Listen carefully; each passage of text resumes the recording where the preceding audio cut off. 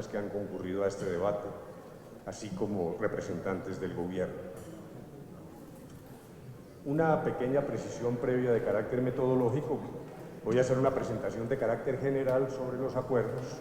El alto comisionado Sergio Jaramillo va a hacer el ejercicio de comparar las múltiples propuestas de quienes votaron no en el plebiscito y el resultado del nuevo acuerdo, del acuerdo final, para ilustración de los honorables senadores. Y naturalmente el ministro del Interior llevará la voz, particularmente en los temas de carácter político. Yo comenzaría por decir de manera muy breve que si uno fuera director de un medio de comunicación, quizás titularía mañana, probablemente no diciendo que este es el debate del siglo, sería exagerado, pero sí es el debate del medio siglo. Me parece que este es un momento crucial para Colombia y que aquí, por encima de los padecimientos de la democracia representativa, realmente están presentes todas las voces de la nación. Esta es una de aquellas ocasiones en que el Congreso, y en este caso el Senado, recoge la totalidad de las opiniones en materia tan delicada y tan crucial como los acuerdos de paz con la guerrilla de las FARC. Aquí están los partidos, están los movimientos, hay representación de las víctimas. Reconocemos que en algunos casos, particularmente agrupaciones de víctimas de las FARC, han sostenido o han manifestado un cierto grado de insatisfacción, pero están presentes, está presente la sociedad civil. Vamos a oír a expertos, a distintas opiniones de la muy variada gama de pensamiento en Colombia sobre este tema crítico. Por lo tanto, realmente este, llamémoslo, es el debate del medio siglo. Es un debate realmente trascendental. Sin embargo, yo quiero decir que hay unos ausentes, y me parece que la ausencia más significativa es la de más de 1.200 colombianos, soldados, policías y guerrilleros que han salvado su vida desde el momento en que se declaró el cese del fuego. Hay hogares que no están yendo al cementerio, hay personas que han sobrevivido, son verdaderos sobrevivientes. Después de una rebaja del 98% en promedio diario de muertes de civiles, 1.234 días sin tomas de poblaciones, 0 atentados de las FARC a instalaciones o a poblaciones en Colombia. Repito, hay 1.200 familias hoy que no tienen que estar llorando sus muertos. Y me parece que eso es importante porque coincide con varias afirmaciones del presidente Juan Manuel Santos, en el sentido de que un proceso de esta naturaleza encuentra como estrella polar las víctimas, pero no solo las víctimas ya ocurridas, sino las víctimas futuras. Un proceso de paz busca resarcir a las víctimas aquello que ya ocurrió, un pasado que no podemos devolver, pero sí podemos reparar, pero también un esfuerzo para evitar que haya nuevas víctimas. Ese es también un propósito de un acuerdo de paz. Eso nos lleva a una discusión que surgió muy pronto después de comenzar las conversaciones de La Habana, y era la naturaleza ética de las negociaciones. Importantes voceros de la opinión pública nos dijeron que violaba la moral pública sentarse a discutir con personas que habían violado la ley a través de crímenes de la más alta gravedad. Incluso, decían ellos, no es posible negociar con terroristas. Frente a eso siempre respondimos, y ahora sí que me parece claro, recordando esos 1.200 sobrevivientes que no están aquí, el imperativo moral del gobierno, al contrario, en vista de la posibilidad de lograr un acuerdo, posibilidad que se ha cristalizado de manera definitiva, el imperativo moral, mirando hoy, 4 años y medio después, era acudir a La Habana, era acudir a buscar una solución bajo las reglas del diálogo con el movimiento alzado en armas para que primara la vida. Aquí lo que estamos celebrando es la primacía de la vida, la primacía de la paz. Nunca fue la suspensión del Estado, nunca fue hecha una negociación debilitando el Estado de Derecho, como lo podremos decir más adelante. fue una búsqueda de soluciones al contrario, para solidificar el Estado de Derecho y terminar una larga guerra de 50 años. Y en esto, además del dictado moral, estábamos cumpliendo un mandato originario del constituyente primario de 1991. Muchos de los aquí presentes recordarán cómo, por ejemplo, el sustrato esencial de la sentencia de la Corte Constitucional, que le dio vía libre a través de la séptima papeleta a la convocatoria de una Asamblea Nacional Constituyente, fue la búsqueda de la paz. Incluso se acudió al tratadista italiano Norberto Bobbio, lo recuerdo perfectamente, cuando se decía la Constitución es un tratado de paz. Digo esto porque me parece que no podemos perder de vista que lo que aquí está ocurriendo es que estamos cerrando un ciclo constitucional que comenzó en 1991. Y eso va a tener consecuencias importantes, particularmente en el terreno del control de constitucionalidad de las decisiones que tome el gobierno y que tomen ustedes en desarrollo y aplicación de los acuerdos. Y me refiero en particular a la figura de la sustitución de la Constitución, cuando se habló de la necesidad de preservar los elementos innovadores, progresistas de la Constitución del 91, la Corte adoptó esa noción. Era como la búsqueda de la salvaguarda del vellocino de oro, de aquello que era esencial en la Constitución del 91.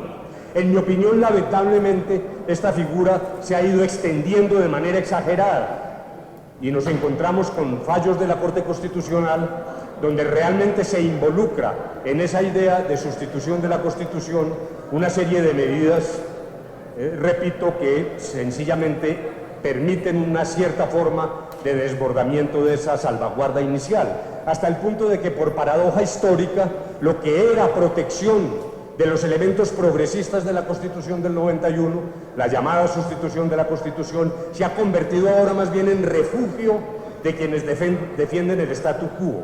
Y me parece que los colombianos, ajenos a esta discusión de hoy, deberíamos hacer una reflexión sobre esa figura de la sustitución de la Constitución. Pero reitero, en mi opinión, al momento de llegar al control de constitucionalidad de lo que aquí se decida, esa noción de sustitución de la Constitución tiene que tomar en consideración que estamos cumpliendo el mandato originario del 91, proveniente del propio constituyente primario, que se desprende de la misma papeleta que convocó esa constituyente de ese año. Y eso significa que el examen de la Corte tiene que ser extraordinariamente cuidadoso. Y a propósito de los temas constitucionales, quisiera entonces adelantar algunas ideas sobre la cuestión del bloque de constitucionalidad. Digamos, en primer lugar, de manera categórica, la expresión bloque de constitucionalidad no existe en los acuerdos. Y como dicen los toreros, si alguien encuentra esa palabra, esa frase en los acuerdos, yo me corto la coleta. Luego yo quiero hacer una invitación al que tenga la paciencia de leerse las 310 páginas para que constaten de manera directa que la expresión bloque de constitucionalidad fue excluido del acuerdo final, fue excluida del acuerdo final. En segundo lugar, de manera categórica, digamos, la idea inicial de que el acuerdo como un todo y de manera integral entraba a la Constitución ha sido también desechada. Y me parece que con buen juicio, y uno tiene que tener humildad en estas intervenciones públicas, me parece que esa fue una mejor decisión que la que se había tomado primero. Y uno agacha la cabeza y reconoce lo que hicimos ahora en materia de garantías constitucionales para las FARC es mejor de lo que se había hecho inicialmente. Por lo tanto, reitero, hoy el acuerdo como un todo no ingresa a la Constitución. En tercer lugar, el diseño de lo que se hizo tiene 4 elementos que voy a tratar de explicar, pero sobre la base del punto de partida. ¿Por qué terminamos en esta discusión? Por una razón elemental, una guerrilla que quiere dejar las armas y que asegura que va a obrar con lealtad en la dejación de armas, pide garantías de parte del Estado. En el disco duro de la guerrilla hay una sensación muy acentuada correcta o incorrecta, no importa, muy acentuado en el sentido de que quienes dejan las armas, desde José Antonio Galán, han sido traicionados por el establecimiento. No lo digo yo, esa es una idea muy profunda en el sentimiento y el pensamiento de la guerrilla. Luego tiene absoluta lógica aquí y en cualquier lugar que alguien que va a dejar las armas a través del diálogo con el Estado exija algún tipo de garantía de estabilidad de los acuerdos. Y de allí uno aterriza al primer elemento de la solución que dimos y que a mi juicio sinceramente es indiscutible. Es un postulado en virtud del cual ambas partes cumplen lealmente lo pactado y en lo que tiene que ver con el Estado, en sus desarrollos legislativos, en sus sentencias jurisprudenciales, en las políticas públicas del gobierno, debe buscar cumplir de buena fe la esencia y los principios de lo acordado. Es algo elemental. Nadie firma la promesa de venta sino con la expectativa de que va a quedar reflejada en la escritura pública. El hecho de que una guerrilla exija garantías de estabilidad no tiene nada de novedoso, ni de anormal, ni de heterodoxo. Es sencillamente una consecuencia natural de un acuerdo con una guerrilla alzada en armas que está en proceso de dejarlas. Luego, si ustedes miran el segundo párrafo de la solución a este problema, repito, me parece que fluye con toda naturalidad. Vamos a cumplir, uno firma para cumplir, el Estado colombiano va a cumplir. Eso es todo lo que dice allí y nada más que eso, al lado del cumplimiento de la guerrilla que también está impregnando la totalidad de los acuerdos. Hay que tener cuidado con esto. Recordemos la figura del derecho internacional de la perfidia. Es que desarmar al enemigo para luego aprovechar la circunstancia del desarme mediante acciones que militan contra la buena fe es un acto de perfidia. El Estado colombiano, para mantener su legitimidad, no puede incurrir en la perfidia y sencillamente tiene que cumplir lo pactado, de tal manera que la esencia, los principios de aquello que acordamos debe ser respetado por las ramas del poder público. Es un acto elemental de buena fe. Ese es el primer elemento. El segundo, se restringió la discusión sobre los parámetros de interpretación a los temas inherentes al derecho internacional humanitario y a los derechos fundamentales. Luego lo que se dice es que esos elementos, en tanto y en cuanto estén inmersos, estén presentes en el acuerdo, son parámetro de interpretación para los desarrollos.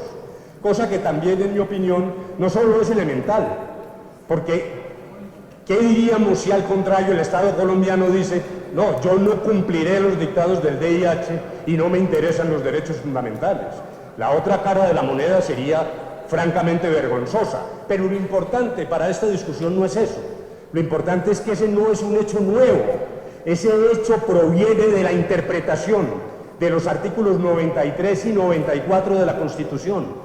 Una interpretación que a manos de la Corte, desde sentencias que vienen muy recién expedida la Constitución, ya desde ese entonces teníamos claro los colombianos que por virtud de esos dos artículos, los elementos que integran el derecho internacional humanitario, los derechos fundamentales, clasificados y calificados como tales por la propia Constitución, son parámetros de interpretación de las normas. También tiene la plena solidez y en todo caso la discusión no sería con el Acuerdo de La Habana, la discusión sería con las normas de la Constitución, pero en el Acuerdo de La Habana no se cambia, sino que se recupera, recobra y vigoriza una interpretación que proviene desde los albores de la gestión de la Corte Constitucional. Y repito, miremos esta realidad entonces al revés. ¿Quiere Colombia ser una especie de ínsula totalmente aislada del mundo en materia de derecho internacional humanitario y de derechos fundamentales? Es decir, queremos crear al Tíbet de Sudamérica, ahora queremos agregarle la muralla china para que no nos llegue nada de afuera en términos de la interpretación. No estoy hablando de la creación de textos, de la interpretación del DIH y de los derechos fundamentales y los conexos con estos, para que hablemos con toda claridad en función de las definiciones de la propia Constitución. Yo no me quisiera imaginar eso. Colombia no puede ser una especie de castillo de Kafka en el que nos encerramos todos y todo aquello innovador, progresista que llega en materia de derechos, lo neguemos. Me parece que esa es una concepción que implica un cierto temor a los derechos.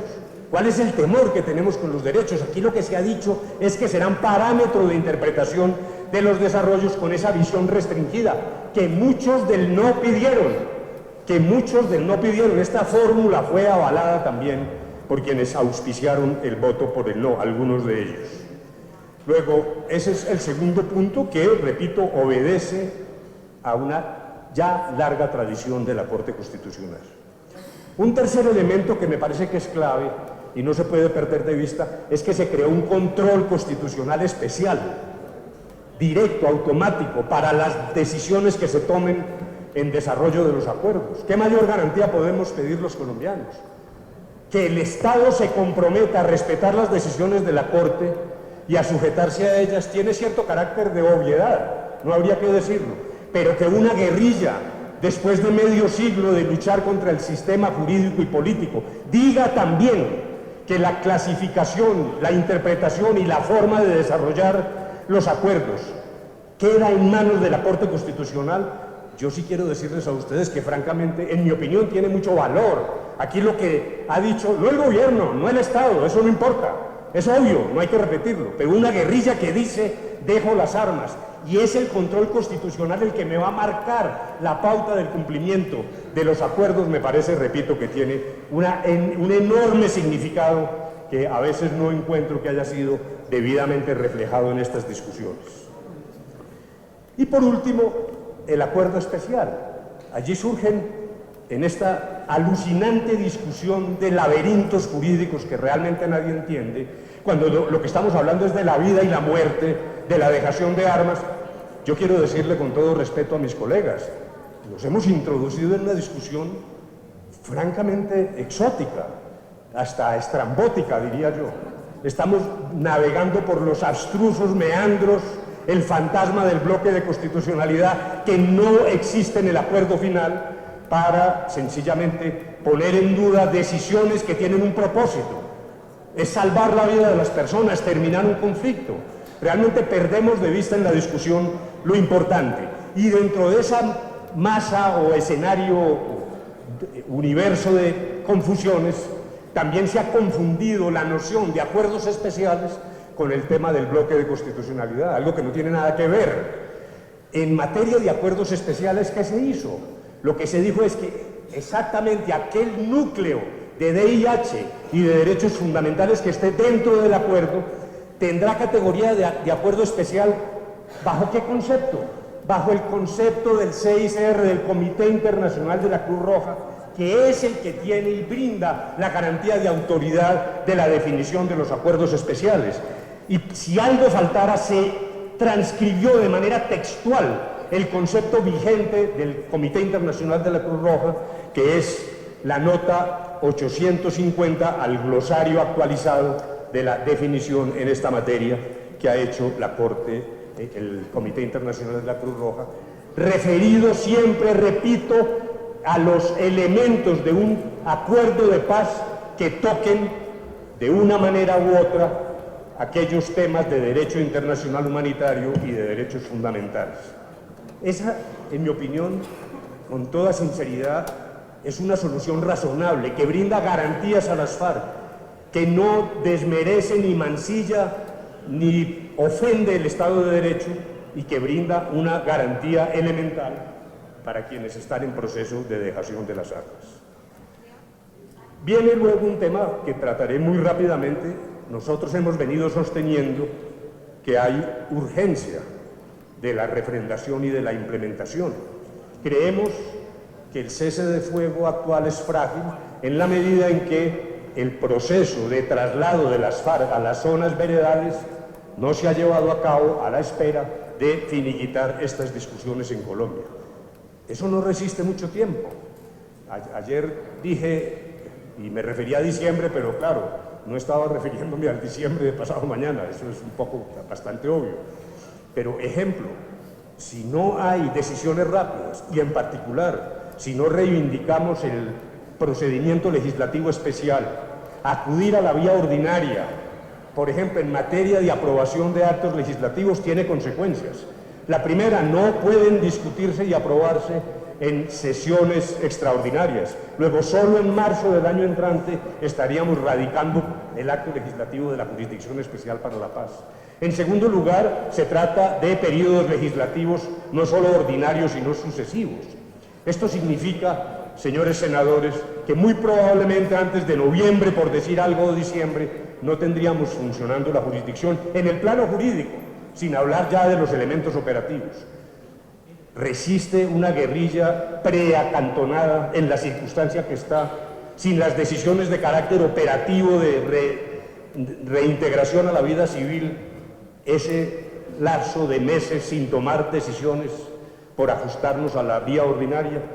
Yo reitero algo que hemos dicho varias veces: el llamado fast track, el procedimiento legislativo especial, no es un capricho, ni es un acto de autocracia, ni busca colocar contra la pared a quienes se oponen al acuerdo. Lo que busca es garantizar que, logrado este acuerdo, que a nuestro juicio es una enorme oportunidad para Colombia, logremos llegar a la otra ribera, en tanto y en cuanto a nuestro juicio ya sobrepasamos la mitad del río en esta fatigosa faena, y me parece que estamos cerca del final. Creo que lo peor sería arriesgar ese final teniendo el acuerdo en la puerta del horno. Siguiente punto, lo explicará mejor Sergio Jaramillo. Oímos la totalidad de las objeciones, las procesamos, las examinamos. Las FARC hizo lo propio con gran seriedad. Yo quiero transmitir eso a ustedes. Nosotros no pretermitimos ni desdeñamos ninguna de las ideas que llegaron a la mesa, a las distintas mesas de conversaciones con grupos que auspiciaron el no. Se hizo un trabajo enorme por parte de la oficina del Alto Comisionado, de tabulación, de examen, y ahora en ese punto preferiría que sea él quien muestre de qué manera evolucionaron los textos, para decir sencillamente en lo político que oímos la voz del pueblo. Hubo un plebiscito, perdimos, las FARC admitieron que perdieron. El primer comunicado después del 2 de octubre fue: vamos a hacer ajustes, cambios y precisiones, y se hicieron. De allí surge un nuevo acuerdo, cuyo trámite siguiente lo describirá el señor ministro del Interior más adelante. Luego, para usar la expresión coloquial, no hubo conejo. Ahora, persisten diferencias importantes, lo cual es inevitable. En el tema de las características de la pena, en la participación de la guerrilla en la política, persisten las diferencias. Pero lo que se hizo fue un esfuerzo leal y genuino de recoger lo que se nos dijo en el plebiscito y lo que se nos dijo por los diversos voceros con sus variantes del voto negativo. Y eso ocurre sencillamente, señores senadores, porque lo que buscamos en La Habana es un acuerdo, no una rendición. Nosotros no fuimos a buscar la rendición de las FARC como si fuera la última batalla que no dimos en el campo militar. Eso hay que decirlo con toda claridad. Hay colombianos que hubieran querido mejor una rendición, una solución netamente militar. Esa no fue nuestra idea. Nosotros llegamos a la mesa a buscar acuerdos y lo logramos. ¿Y qué ganamos? ¿Qué ganamos con esos acuerdos? Primero, las FARC como movimiento armado desaparecerán de la escena nacional. En segundo lugar, habrá un proceso transparente de dejación de armas, con plazos, con garantía internacional. En tercer lugar, habrá justicia pensando más en las víctimas, una justicia para las víctimas, tema que trataré ahora brevemente más adelante. Procesos de desminado, pasos enormes para superar el problema de la droga, pasos enormes. No estoy cometiendo la ingenuidad de decir que al otro día no habrá una mata de coca en Colombia, o que este será el país de jauja, o que uno firma un papel y arregla todos los problemas de Colombia. Eso no va a pasar. Luego, un elemento de impulso a la limpieza del ejercicio de la política y un entorno más incluyente, donde oigamos voces más diversas, de personas que con razón o sin ella se han sentido excluidos de la vida pública colombiana. Aún suponiendo que no tengan razón, me parece que el esfuerzo leal de un Estado democrático es buscar la mayor inclusión, la mayor integración del pensamiento de los colombianos. ¿Por qué no una rendición? En primer lugar, porque ya está bueno, como dicen en la costa. ya está buena. Tenemos 8 millones de víctimas, 222.000 muertos, la mayoría de ellos civiles, 91.000 solicitudes de inscripción por despojo de tierras, 64.000 acciones del conflicto armado hasta el 2015. No podemos perder el esfuerzo logrado, no podemos regresar a repetir esta tragedia. Pero en segundo lugar, porque al juicio del gobierno, el acuerdo no solo permite poner fin al conflicto, sino que también es una oportunidad de transformación en muchos campos de la vida nacional. Y ahí surge una objeción, dicen, pero ¿por qué tenían que discutir eso con las FARC? Bueno, yo sí quiero decir que, en mi opinión, este es un gana-gana. Es lo que literalmente el pueblo llama matar 2 pájaros de un tiro. Si uno termina un conflicto y a propósito de ello abre la oportunidad de un proceso de transformaciones importantes en Colombia, me parece que, aludiendo a esa antigua y famosa cuña de publicidad televisiva, este es el negocio completo. ¿Y a qué me refiero cuando hablo de transformaciones? Primero, el tema del campo. Esa es una asignatura pendiente, no la podemos olvidar. Es una oportunidad para remediar una situación que es insostenible en Colombia. Este no es solo un tema con las FARC, es un tema con los colombianos. Primero, hay unanimidad sobre cómo el origen del conflicto con las FARC se sitúa en el campo. En segundo lugar, todos sabemos que hay problemas de acceso a la tierra, de formalización de la misma, de dignidad de vida de los campesinos. No quiero fatigarlos con cifras, 2 o 3 no más, pero que visualizan muy bien la situación del campo colombiano. En 43 millones de hectáreas aptas para su explotación como área agropecuaria, solo hay 7 millones en cultivos, mientras que tenemos 24 millones en pastos y 9 en rastrojos. Esa es una perversa utilización del suelo en Colombia, que tenemos que superar y que logramos superar en el acuerdo mediante métodos democráticos. Aquí no hubo estalinismo, no es que un comisario del Comité Central vaya a ordenarle a cada campesino que tiene que sembrar. Hay incentivos para cambiar el uso del suelo en Colombia, que, repito, es una tarea de todos los colombianos y que tenemos que resolver también entre todos. Pero además, el 69% de unidades de producción en Colombia, en el campo, poseen menos de 5 hectáreas, que representan el 4.8% de la tierra. Fincas de más de 500 hectáreas son solo el 0,4%, que concentran el 41% de la tierra. Con toda honestidad, esto es insostenible. Es que el acuerdo lo que busca es traer, por lo menos, a una situación de dignidad y de estabilidad del campo.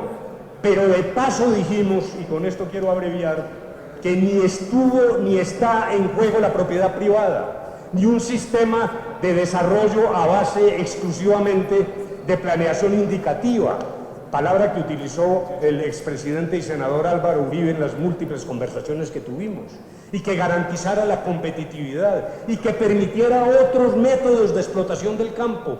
Y lo dijimos paladinamente, en un escenario de escasez de alimentos en Colombia, de escasez de alimentos en el mundo que se nos viene. Colombia tiene una enorme oportunidad y la agroindustria tiene que ser una de las tareas nacionales. Pero eso quedó claro, dentro del acuerdo no se impiden otras formas de desarrollo con presencia masiva de capital, pero lo que no podemos hacer es mantener indefinidamente una situación de inestabilidad del campo que termine reflejándose en las ciudades.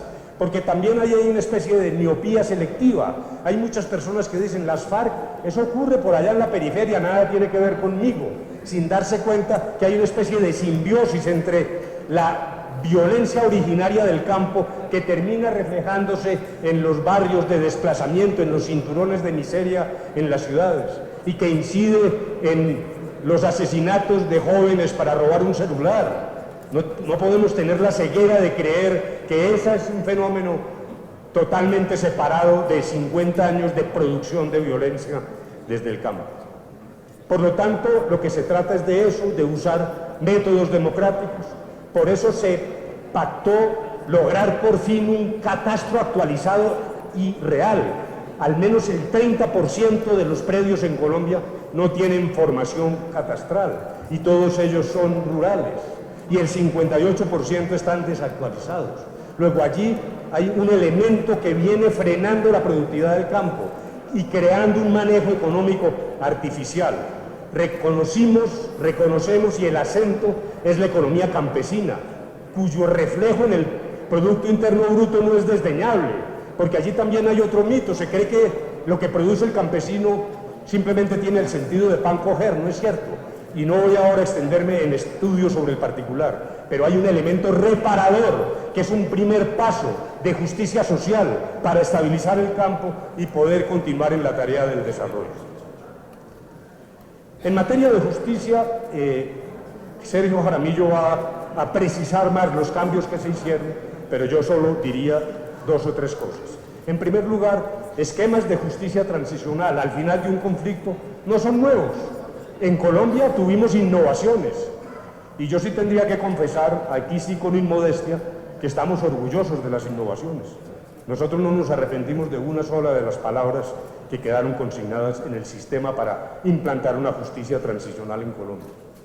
Primero, es un sistema, lo reitero, tal vez hemos hecho un exceso de disección microscópica del elemento de las sanciones y sus características, y nos hemos olvidado los colombianos del marco general. El sistema implica verdad, justicia, reparación y garantías de no repetición, y en el sentido, por ser sistemático, brinda soluciones diversas a la justicia ordinaria o tradicional, porque de lo que se trata es de superar una fase histórica profunda de violación masiva de los derechos fundamentales. La justicia transicional no es un sapo que haya que tragarse, no, es la reconstrucción para que brille con más fuerza y solidez el Estado de Derecho.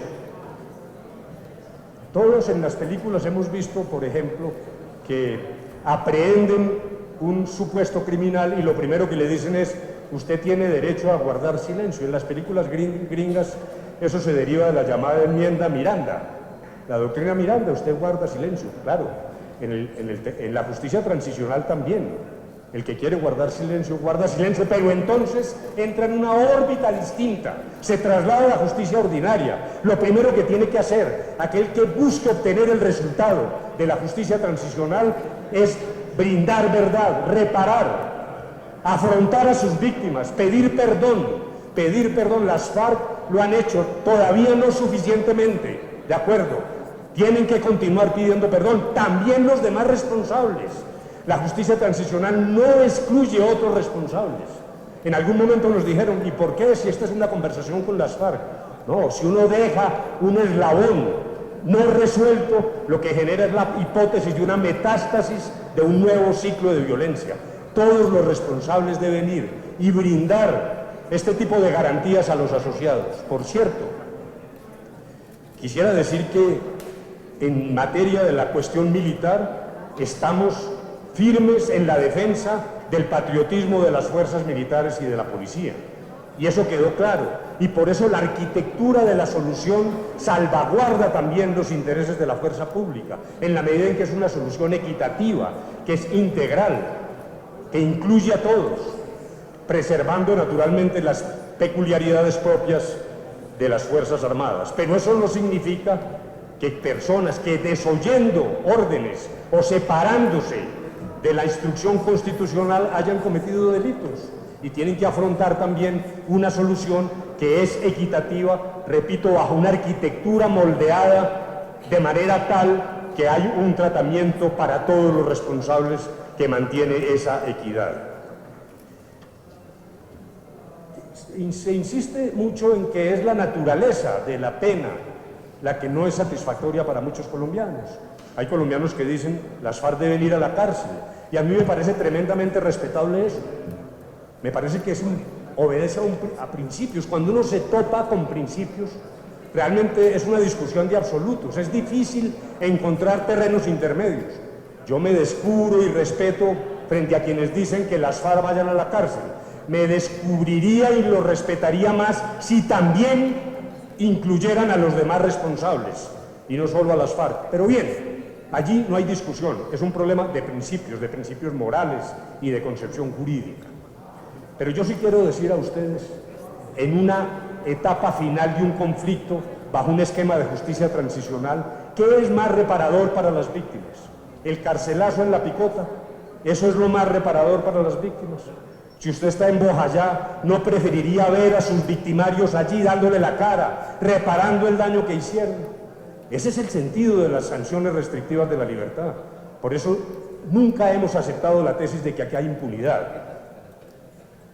Pienso yo, y a lo mejor estoy utilizando en demasía mi imaginación, que para una víctima es preferible que el victimario, repito, vaya a reparar y le pida perdón, dé la cara, hable con sus víctimas, como de hecho ya ha ocurrido en el pasado a través de la Agencia de Reconciliación. Me parece que esa es una solución más razonable y más afincada en el interés de las víctimas. Y ahí podremos tener una diferencia incancelable con algunos de los voceros del no, algunos de ellos aquí presentes. Nosotros sí tenemos la convicción absoluta de que en las circunstancias de Colombia de fin del conflicto, la solución que se dio, que está dirigida a los derechos de las víctimas y hace parte de un solo sistema, es una solución más razonable, más fructífera, que facilita la reconstrucción del tejido social, mucho más que pasar meses o años en la cárcel de la picota. Nosotros no creemos que realmente esa sea la mejor solución. Vino luego una discusión sobre la cuestión de género. El señor ministro del Interior va a actualizarlo sobre conversaciones que tuvimos en esta materia. Yo solo quiero significar, realmente yo siento que allí hubo un manejo truculento de la información. Ninguna mención del acuerdo permite deducir que estábamos discutiendo sobre la naturaleza del matrimonio, sobre la configuración de la familia, sobre el aborto, sobre aquello que se denomina ideología de género. Jamás. Esto se restringe a solo dos ideas elementales. Reconocer que el conflicto golpea de manera directa, de manera diversa, a distintas comunidades. Bien por razones geográficas, cualquiera lo sabe, es obvio. El conflicto ha sido más duro en determinados sitios. O bien por razones étnicas, uno tiene que mirar la situación de los afrodescendientes, de los indígenas, pero también por razón de género. La mujer ha sido varias veces victimizada, como madre, como hija, como esposa. Luego sufre con mayor dureza las consecuencias del resultado y las secuelas del conflicto. Estuve en Montes de María, me senté con Soraya Bayuelo, una líder de la región, con 30 campesinas. A mí me gustaría que en Bogotá hubiesen oído la verdadera y genuina concepción de enfoque de género en boca de unas campesinas de Montes de María. Incluso me dijeron, ¿usted quiere que lo llevemos a mostrarle el sitio donde paramilitares, militares y miembros de la guerrilla violaron más de 250 mujeres? ¿Usted quiere ir a ver eso? Usted sabe qué es ser madre, que ha perdido esposo, padre, que tiene varios hijos, que no tiene ayuda. Pedir, casi lamentar del Estado que haya un esquema en virtud del cual la respuesta del Estado sea diferenciada. Es todo lo que quiere decir enfoque de género. Y luego, por cierto, inspirados en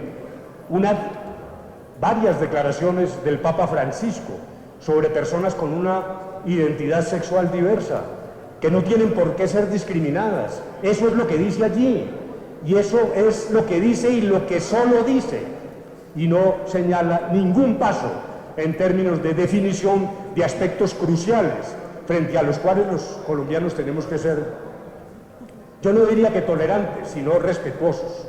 La tolerancia es una forma de arrogancia. Te tolero a ti, pero no te aprecio, no. Lo que tiene que haber en Colombia es respeto, y me parece que ese fue el enfoque de género en el Acuerdo de La Habana, y solo eso, y se eliminó cualquier frase que pudiera introducir un error sobre esa materia. Viene, ya para terminar, pues un llamado a la implementación rápida. En primer lugar, yo quisiera transmitir, no a ustedes, ustedes son receptivos, un congresista es una esponja que recibe informaciones de la sociedad y que le presta atención a esas informaciones. Ahora quiero dirigirme más bien a la clase empresarial, a los dueños de la economía. Es un error desaprovechar la oportunidad de consolidar este acuerdo y de implementarlo rápidamente con la guerrilla de las FARC. Muy pronto las preocupaciones en Colombia no van a ser las que se derivan de la presencia de las FARC en la vida política colombiana sin armas. Hay insatisfacciones urbanas, hay 11 millones de colombianos que acariciaron su presencia en la clase media, que no podemos permitir que se devuelvan. Va a haber nuevas urgencias, urgencias innominadas, urgencias frente a las cuales realmente no hay discusión ni diálogo posible en la medida en que pueden ser explosiones masivas en los grandes centros urbanos. Preparémonos para eso con una mejor política, con una implementación activa del diálogo, pero también liquidando una fuente importante de violencia que han sido las FARC durante más de 50 años. No hay que perder esa oportunidad. Uno no tiene por qué dar consejos. Además, nadie se los ha pedido y si se los piden, nadie los sigue o los acoge. Pero a esa clase dirigente colombiana, la alta clase dirigente colombiana, yo sí quiero decirle que no se equivoque, que este es el momento de lograr poner fin al conflicto. Alguien dice, no, pero es que el precio es muy alto. Primero, yo no lo creo. Me parece que es justo. Pero aquí quiero recordar a un finquero importante de mi tierra, Manizales, don Alfonso Jaramillo, que acudían los vecinos a preguntarle, don Alfonso, me ofrecen esta tierra, estará muy cara, ¿usted qué me recomienda? Y don Alfonso decía, si la prenda es buena, no importa el precio. Si la prenda es buena, no importa el precio. La prenda es la paz de Colombia. La prenda es la paz de Colombia. Con esto termino, señores. Muchas gracias.